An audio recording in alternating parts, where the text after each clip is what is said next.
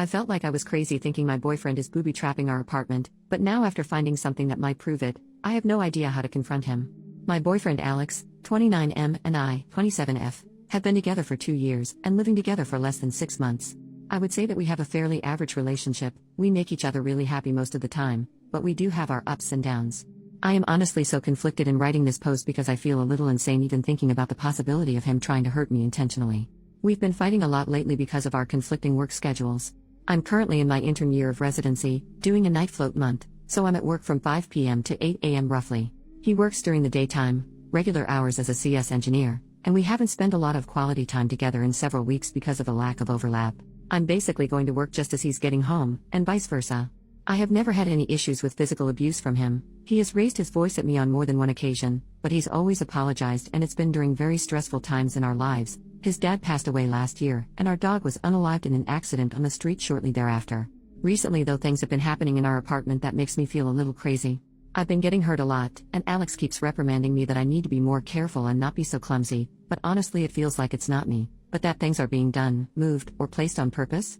About 3 days ago I came home from work and was preparing something to eat in the kitchen, right after he left for work and I was getting ready to sleep. I opened up one of our kitchen cupboards and the heavy door flew off one of the hinges and smacked me in the head. I have a huge goose egg and a giant bruise near my hairline, enough that several coworkers have asked me about what happened. I honestly think I had a very mild concussion from it based on my symptoms this week.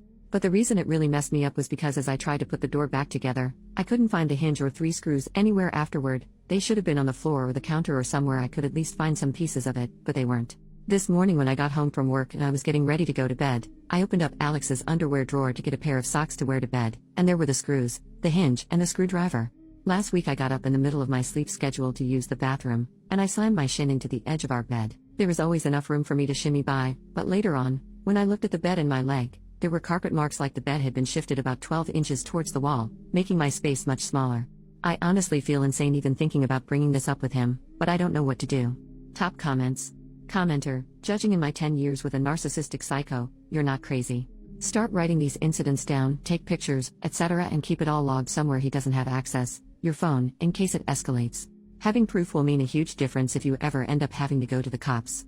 Also, taking picture records just for yourself will help you maintain your sanity. Upload them to a secure, hidden cloud account your programmer boyfriend doesn't know about. Frankly, he sounds like a freaking psycho from what you've written here. I could never forgive someone for hurting me like that. Sure, he didn't punch you, but is it really that different? I mean, he wanted a giant heavy piece of wood to fall on your face. Commenter number 2, there is no good reason for those hinges and screws to be in his underwear drawer. Nor for moving the bed. Something is decidedly wrong here. It's time to pay attention. 2 incidents are bad enough, you don't want to suffer another. While he's not around, take advantage. Search. Examine those things you use often for signs like these. Find anything which confirms your suspicions, bail on this relationship. Update, 9 days later. Hello all, I just want to start off by saying thank you to everyone who messaged me with advice and input about my last post here. Like the title states, I suspected my boyfriend was booby-trapping our apartment for some unknown reason and gaslighting me, and I was right. Literally just 2 days after I posted, our shower head came loose and sprung off at me and smacked me in the back of the head, and due to the water pressure, I needed 8 stitches to close the wound. I texted my boyfriend about what had happened, and that I needed to go into work for stitches. I'm a resident, and he was way too nonchalant. He asked if I had bumped it or anything to cause it coming off. I'd had enough at that point. I wasn't going to ask him about the things that were happening, I was just going to move out, before I ended up dead like many of you made it a strong point in the comments.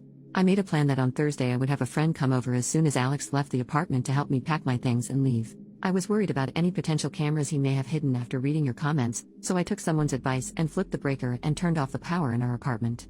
Well, about 3 hours into packing up, Alex came home. In the 6 months that we've lived together, I swear he has never once come home for lunch, so there must have been a camera planted somewhere with an external power source.